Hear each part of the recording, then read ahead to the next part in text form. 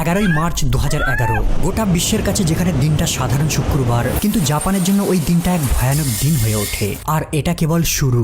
হঠাৎ একটা বিস্ফোরণ ঘটে, আর এরপর থেকে এমন এক বিপর্যয় গর্জন দিয়ে ওঠে যা কেবল জাপানকে নয়, গোটা বিশ্বকেই হুমকির মুখে ফেলে দেয়।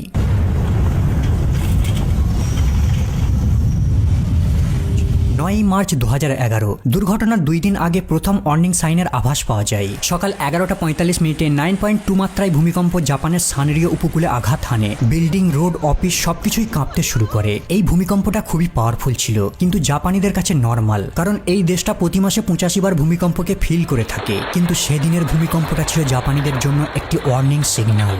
ওই দিন সেম জায়গায় 3 বার ভূমিকম্প হয়, আর প্রতিবারই কম্পনের মাত্রা ছিল 6.0-র উপর। কিন্তু জনজীবন আবারও নর্মাল অবস্থায় ফিরে আসে। বাজারঘাট স্বাভাবিক হয়ে যায়, কর্মীরা কাজে ব্যস্ত হয়ে পড়ে, আর স্টুডেন্টরা আবারও স্কুলে পড়াশোনা চালু করে দেয়। কিন্তু তারা কেউই জানতো না যে এক বিরাট বিধ্বংসী বিপর্যয় ঘটার আগে এটা ছিল পৃথিবীর নীরব হুঙ্কার। 11ই মার্চ 2011, 2:45 জাপানের ভূমিকম্প পূর্বাভাস সিস্টেম প্রথম তরঙ্গকে ডিটেক্ট করতে পারে, আর তৎক্ষণাৎ গোটা দেশ জুড়ে এমার্জেন্সি সতর্কবার্তা পাঠিয়ে দেয়। হাই স্পিড ট্রেনকে থামিয়ে দেওয়া হয়, ফ্যাক্টরি মেশিনকে বন্ধ করে দেওয়া হয়, আর স্কুলের বাচ্চাদের ফাঁকা জায়গায় নিয়ে যাওয়ার জন্য নির্দেশ দেওয়া হয়। কিন্তু তারপরেও জাপানিরা পূর্বের মতো নর্মাল বিষয় বলে মনে করেছিল। কিন্তু এরপর গ্রাউন্ড খুব জোরে জোরে কাঁপতে শুরু করে। তারা ভালো মতোই উপলব্ধি করতে পারে কিছু একটা ভয়ঙ্কর হতে চলেছে, কিন্তু ততক্ষণ অনেক দেরি হয়ে যায়। দুপুর 2:46, প্রশান্ত মহাসাগরের উত্তর পশ্চিমে 18 মাইল গভীরতায় 9.1 মাত্রায় মেগাথ্রাস্ট ভূমিকম্প আঘাত হানে। উপকেন্দ্রটা ছিল জাপানের তোহোকু অঞ্চলের ওশিকা উপদ্বীপ থেকে 45 মাইল পূর্বে। এই ভূমিকম্পটা এতটাই ভয়ানক ছিল যে সমগ্র জাপান দেশের মানুষ এর কম্পনকে ফিল করতে পারে। সব থেকে বেশি কম্পন অনুভব করে ইয়াতে, ফুকুশিমা, ইবারাকি আর তোচিগি অঞ্চলের মানুষেরা। এই এলাকাগুলোতে কম্পনের মাত্রা এতটাই তীব্র ছিল যে মানুষ লুকোবার জন্য কোনো জায়গা খুঁজে পাচ্ছিল না। এই ভূমিকম্পটা এতটাই ভয়ানক যে কেবল জাপান নয়, জাপানের বাইরে এমনকি চায়না, রাশিয়া, তাইওয়ান পর্যন্ত কম্পন অনুভব করতে পারে। বাস্তবে এটা এতটাই তীব্র ছিল যে গোটা বিশ্বজুড়ে ভূমিকম্প যন্ত্রগুলো একে ডিটেক্ট করতে পারে। প্রায় 6 মিনিট ধরে পৃথিবী অবিরাম দুলতে থাকে। আর ইতিমধ্যে জাপানিরা বুঝে গেছে প্রকৃতির এই রুদ্র রূপকে কোনো টেকনোলজি দ্বারা থামানো সম্ভব নয়। এক মা তার ছোট্ট সন্তানকে নিয়ে রুমের ভিতর বসেছিল, কিন্তু যখন তার বাড়িটা দুলতে থাকে সে ইমিডিয়েটলি তার পুত্রকে নিয়ে বাড়ির বাইরে বেরিয়ে আসে। কিন্তু যখন সে বাইরে আসে সে দেখতে পায় তার কলোনিতে সবাই তার প্রিয় মানুষদের বাঁচাতে দিশেহারার মতো এদিক সেদিক দৌড়চ্ছে। যদিও সেদিন তারা দুইজন এই ভূমিকম্পতে বেঁচে গিয়েছিল, কিন্তু তারা জানতো না যে এর থেকেও আরো ভয়ঙ্কর কিছু ঘটতে চলেছে। সমুদ্রের তলদেশে বহু শতাব্দী ধরে উত্তেজনা তৈরি হচ্ছিল, কিন্তু সেদিনে তা প্রকাশ্যে আসে। যখন কম্পন থেমে যায় জাপানিরা মনে করে আবারও সবকিছু আগের অবস্থায় ফিরে আসছে, কিন্তু তারা জানতো না যে আসল বিপর্যয় তো এবারে শুরু হতে চলেছে। জাপানের মেন আইল্যান্ড হনচুকে সমুদ্র ধীরে ধীরে গিলতে শুরু করে। এদিকে ভূমিকম্পের কারণে জাপানের অসংখ্য মডার্ন বিল্ডিং ড্যামেজ হয়ে যায়। পুরনো বিল্ডিংগুলো তাসের ঘরের মতো ভেঙে যায়। তীব্র ঝাঁকুনিতে তেল শোধনাগারগুলিতে আগুন ধরে যায়। সব থেকে বেশি ক্ষতিগ্রস্ত হয় কসমো অয়েল রিফাইনারি। প্রায় 1 সপ্তাহ পর্যন্ত জ্বলতে থাকে। একে কোনোভাবেই থামানো সম্ভব হয়নি। শুধুমাত্র ভূমিকম্পের কারণে প্রায় 200 জন ব্যক্তি মারা যায় আর অসংখ্য জন আহত হয়। কিন্তু সব থেকে ভয়ঙ্কর ব্যাপার ছিল এই ধ্বংসের খরচ। আনুমানিক প্রায় 200 বিলিয়ন মার্কিন ডলার ক্ষয়ক্ষতি হয়। তারপরেও ভাঙা বিল্ডিং আর কালো ধোঁয়া ছায়ের মাঝে দাঁড়িয়ে দাঁড়িয়ে জাপানিরা মনে করে হয়তো এই যাত্রায় তারা ভাগ্যের চক্রে বেঁচে গেছে। কিন্তু অনেক দূরে শান্ত সমুদ্রের তলদেশে আসল প্রাকৃতিক দুর্ঘটনা জেগে ওঠে। কম্পনের কারণে কয়েক মিনিট পরে সমুদ্রের জলের স্তর অস্বাভাবিকভাবে বাড়তে শুরু করে। এটা ছিল সুনামির প্রথম ভয়াবহ অশুভ সংকেত। 2:49, জাপানের আবহাওয়া সংস্থা সুনামির প্রথম ওয়ার্নিং জারি করে। সেই সময় ঢেউয়ের সর্বোচ্চ হাইট ছিল প্রায় 20 ফিট। কিন্তু ইওয়াতে কোস্টের কাছে জিপিএস আসল সত্যটা ডিটেক্ট করতে পারে। জাপানের দিকে ধেয়ে আসছে এত বিশাল আকারের ঢেউ যা তাদের চোখকেও বিশ্বাস করতে পারছিল না। এগুলো কোনো সাধারণ ঢেউ নয়, জলের তৈরি বিশাল আকারের প্রাচীর তাদের দিকে ছুটে আসছে ধাক্কা মারতে।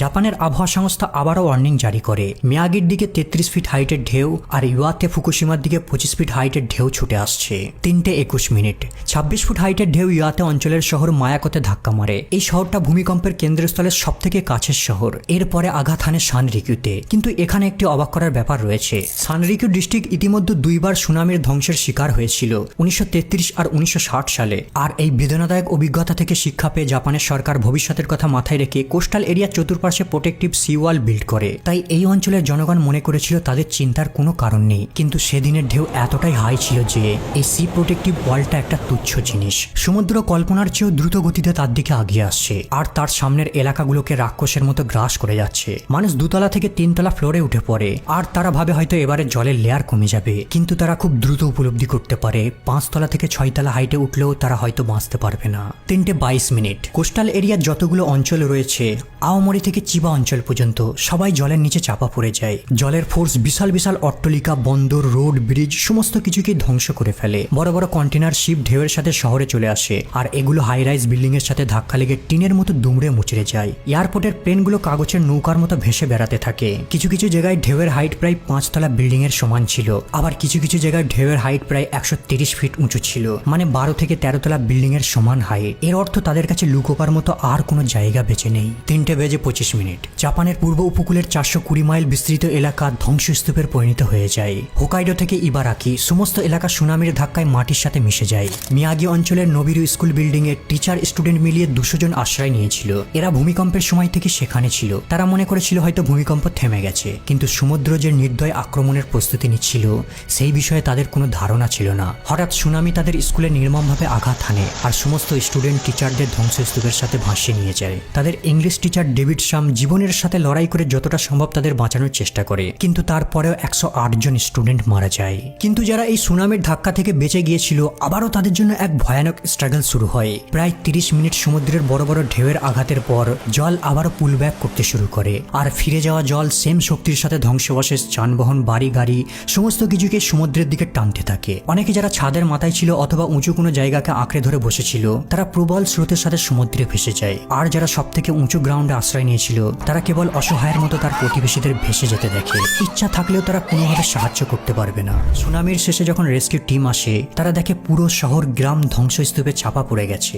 তাদের কাছে রেস্কিউ অভিযান চালানো প্রায় অসম্ভব। পরের দিন প্রায় 18,000 লাশ উদ্ধার করা হয়। কয়েক হাজার মানুষ নিখোঁজ, অনেকের পুরো ফ্যামিলিটাই শেষ হয়ে যায়। কোস্টাল এরিয়ার শহরগুলো অদৃশ্য হয়ে যায়। ব্যস্ত নগরগুলোকে কেবল নীরব আর ধ্বংসস্তূপে প্রতিস্থাপন করে ফেলে। লাশের সংখ্যা এতই যে এদেরকে রাখার কোনো জায়গা নেই। মরগুলো সব ভর্তি হয়ে গেছে। সত্যি বলতে কি, এই মুহূর্তে জাপানে আহতদের কেয়ার করার মতো সেখানে কোনো পর্যাপ্ত মানুষ জীবিত ছিল না। জাপানের এই ভয়াবহ সুনামি কেবল জাপানের উপকূলে আঘাত হানেনি, সমগ্র প্রশান্ত মহাসাগরে এর ঢেউ পৌঁছায়। 1 ঘন্টার মধ্যে ক্যালিফোর্নিয়ায় 12 ফিট হাইটের ঢেউ পৌঁছায়। আলাস্কা, হাওয়াই সমস্ত জায়গায় এর প্রভাব পড়ে।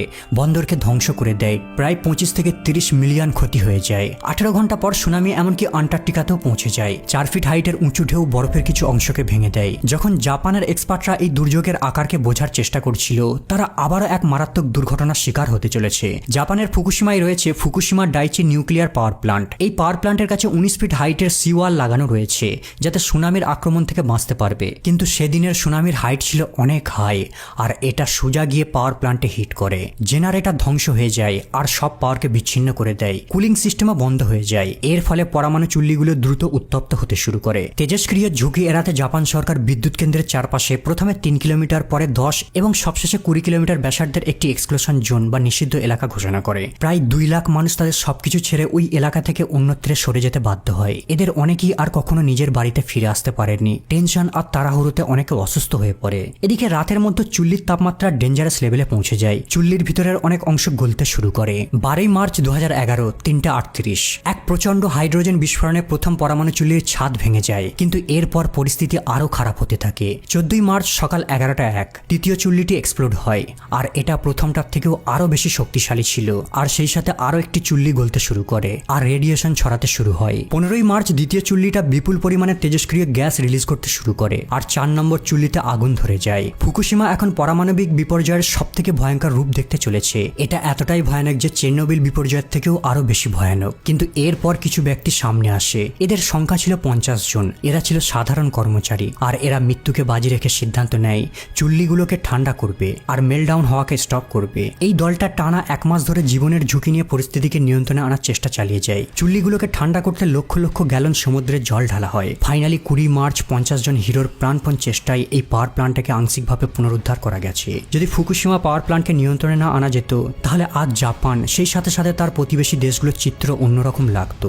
বন্ধুরা, 2011 সালে তোহোকু ভূমিকম্প এমন এক প্রাকৃতিক দুর্যোগ ছিল যা কেবল জাপানকেই নয়, সমগ্র বিশ্বকে চিন্তার মধ্যে ফেলে দিয়েছিল। এই দুর্ঘটনায় প্রায় 20,000 মানুষ মারা গিয়েছিল, 2,500 মানুষ নিখোঁজ হয়ে গিয়েছিল, আর 1,20,000 বিল্ডিং ধ্বংস হয়ে গিয়েছিল। টোটাল ড্যামেজ ছিল প্রায় $235 বিলিয়ন। যদিও জাপান নিজেকে রিবিল্ড করে নেয়, আবারও আগের মতো তারা মাথা তুলে দাঁড়াতে পারে, কিন্তু মার্চ 2011 দিনটা তাদের কাছে চিরস্মরণীয় হয়ে থাকবে। তারা দেখেছিল প্রকৃতির এমন এক নির্দয় শক্তি যার কোনো দয়া নেই, কোনো ক্ষমা নেই।